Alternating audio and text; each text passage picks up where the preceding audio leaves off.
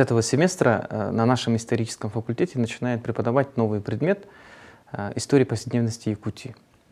Для магистрантов нашего факультета, и чтобы понять в целом, что такое предмет истории повседневности Якутии, мы должны его разбить на определенные какие-то части.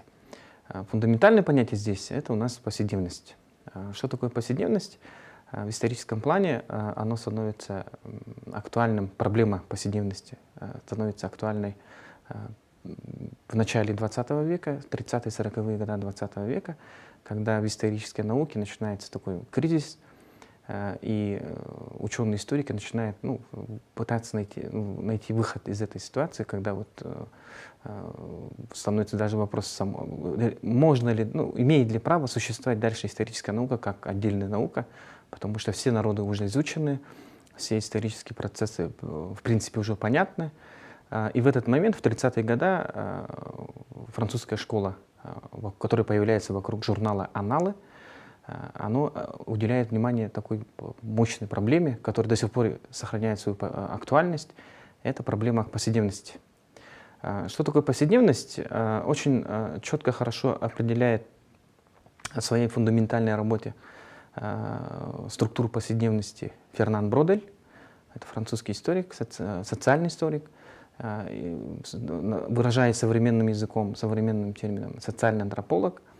И он отмечает о том, что повседневность — это то, что нас окружает, это люди и вещи и люди. То есть на острие атаки, на передовые ряды интерес больше вызывает историков, ученых. Это повседневная жизнь, это жизнь простого человека, которая проходит постепенно. То есть как понять повседневность?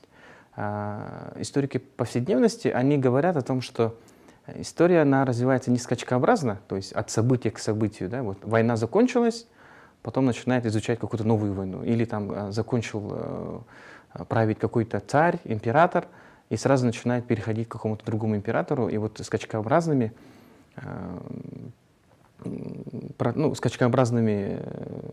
способами изучает какое-то историческое явление. Историки повседневности, они уделяют внимание рутине, то есть испокон веков, как живет один человек простой. То есть и уделяет внимание таким мелким вещам, которые современный человек, который живет в повседневности, да, в быту, он не может это даже заметить. Это может быть, как отмечено, еда, пища, мебель, которой постоянно он пользуется, те ритуалы, которые он совершает каждое утро, например, когда он просыпается, он идет мыться, например, да? Это считается ритуал повседневности. Каждое утро принимать душ, завтракать, обедать, ужинать. И это является основной проблемой изучения повседневности. Что говорить конкретно о структурах повседневности Бродель, да? Отмечаем о том, что это прежде всего материальный мир. Та среда, которая нас окружает, и в какой-то мере ключевыми понятиями у нас является материальный мир или материальная цивилизация. То есть все, что мы используем в обыденной жизни, да, это вызывает наибольший интерес у повседневных историков. Помимо Броделя мы еще отмечаем Гюссерля, который высказал очень такой мощный лозунг «назад к вещам», обратно к вещам. Почему? Потому что предмет, вещь, которой обладает человек, характеризует его с каждой стороны. То есть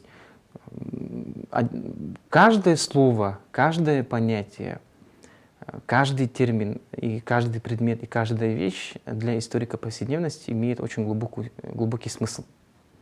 Если берем, например, часы, то встает вопрос, почему этот человек купил эти часы? Почему понравилось? Откуда у него столько денег, что он купил золотые часы? Или наоборот, почему он не купил себе золотые часы? То есть один предмет, это может быть просто бутылка, это может быть стул, это может быть дневник, да, это кладезь информации. Качество, материал дневника, это все раскрывает человека, его индивидуальность. То есть ложка, да, предметы быта, они раскрывают индивидуальность человека, при том, что вне времени. То есть если археологи добывают нам нож, который мы 3000 лет, мы через этот нож можем описать, в принципе, некоторые элементы, да, вот частично, некоторые элементы повседневности той эпохи. То есть предмет играет для историка повседневности очень важную роль. Если мы говорим слово «историк», автоматом выходит, историк должен изучать древние времена, заниматься археологией, работать в архивах, поднимать какие-то старые летописи, то историк повседневности, он изучает современность. Что такое современность? Современность — это период времени, который начинается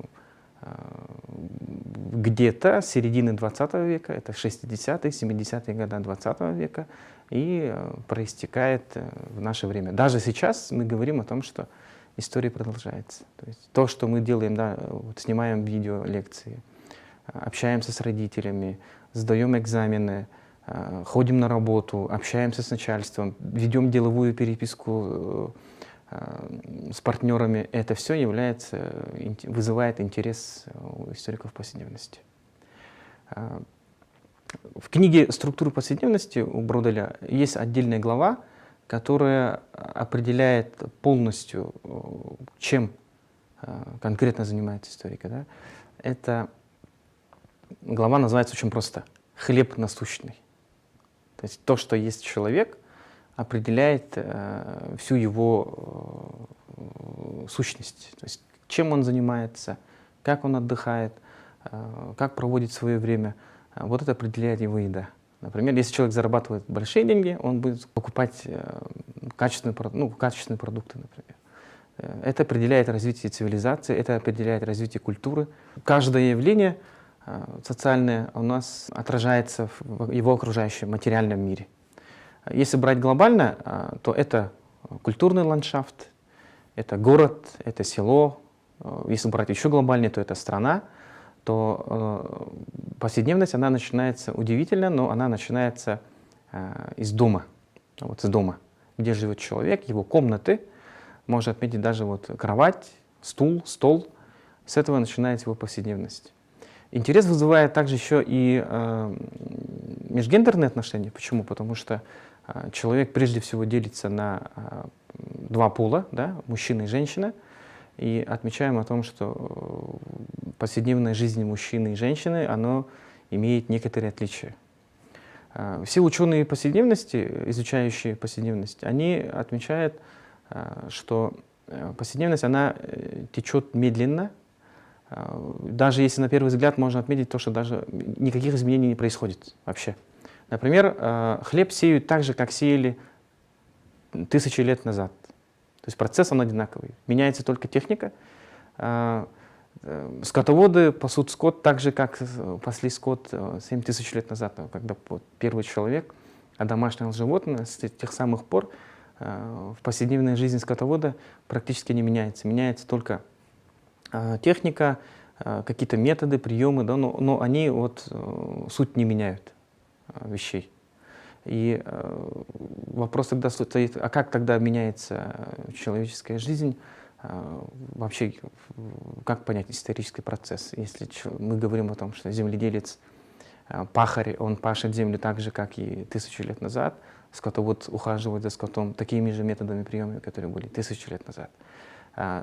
Удивительно, но политические процессы считаются быстротечными, экономические процессы тоже считаются быстротечными, и они вот влияют на повседневную жизнь вот, незаметнее, час по чайной ложке, как говорится, да, вот капелька. Если говорить о повседневности в Якутии, тут таких глобальных отличий от методов, приемов исследований повседневности в России и в мире практически никаких нет. Наши ученые, которые изучают историю повседневности в Якутии, они используют те же методы, которые распространены в Европе, в России, уделяя внимание тем же проблемам и описывают те же процессы, которые везде одинаковые. Потому что человек, он человек в Америке, человек в Евразии, то есть в африканском континенте, да, то есть ему надо есть, ему надо спать, ему надо общаться со своими родными, близкими. То есть проблемы у человека, простого человека, одинаковые везде. И в Якутии то же самое. Особенностями, естественно, у нас выделяется это климат, Это природные условия, это ландшафт, это занятость, те методы и способы, которые направлены на поддерживание жизни, повседневной жизни. Вот методы. Конечно, мы видим о том, что в Якутии у нас повседневная жизнь в городе и селе различается, как и везде по миру.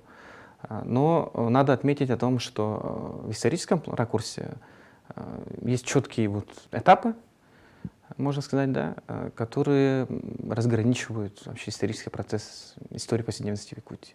Если брать грубо, то у нас это 17 век, первая половина 20 века и конец 20 века. Вот эти три маркера, три черты, исторические этапы развития истории повседневности в Якутии. То есть до 17 века, до перехода русских у нас человек жил в Якутии так же, как жили его предки. С приходом казаков мы говорим о том, что начинается изменение повседневной жизни, то есть появляются города, новые товары, новые предметы. Начиная с первой половины 20 века, а конкретнее говорить, это 30-е, 40-е, ну, глобально берем, да, 50-е годы 20 века. Это колхозы, совхозы, первые деревни, первые наслега. И 90-е годы 20 века — это развал Советского Союза, который меняет полностью всю повседневность в Якутии. В целом, подытаживая, отметим, что история повседневности Якутии предмет очень интересный. Практически проблемы безграничны, бездонны. Можно рассматривать с каждой стороны жизнь людей в Якутии с разных ракурсов, и это у нас вызывает очень большой интерес.